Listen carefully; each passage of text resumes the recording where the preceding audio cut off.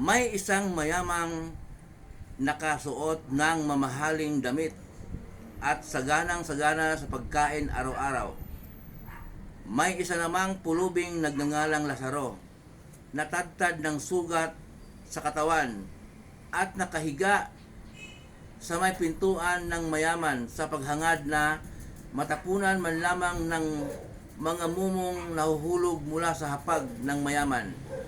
At dooy nilalapitan siya ng mga aso at dinidilaan ang kanyang mga sugat. Namatay ang pulubi at siya'y dinala ng mga anghel sa piling ni Abraham, at namatay rin ang mayaman at nilibing sa gitna ng kanyang pagdurusa sa daigdig ng mga patay.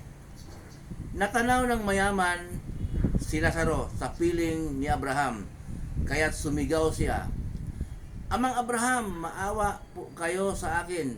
Utusan po ninyo si Lazaro na isawsaw sa tubig ang dulo ng kanyang daliri at basain ang aking dila.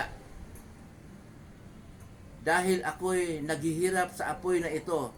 Ngunit sumagot si Abraham, "Anak, alalahanin mong nagpasasa ka sa buhay noong ikaw ay nasa lupa, at si Lazaro naman ay nagtiis ng kahirapan. Subalit ngayon ay inaaliw siya rito, samantalang ikaw na may nagdurusa riyan.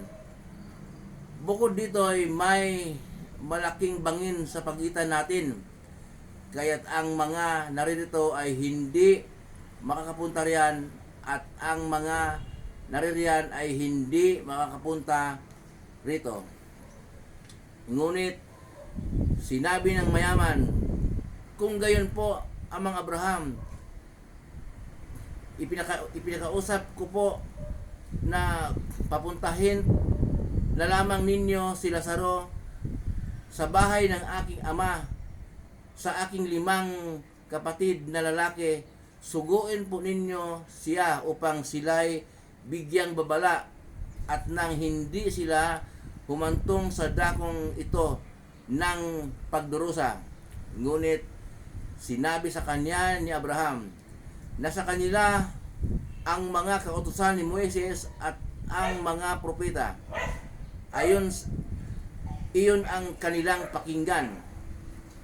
Sumagot naman ang mayaman, "Hindi po sapat ang mga iyon, ngunit kung magpakita sa kanila ang isang patay na muling mabuhay, magsisisi sila, talikuran ang kanilang mga kasalanan."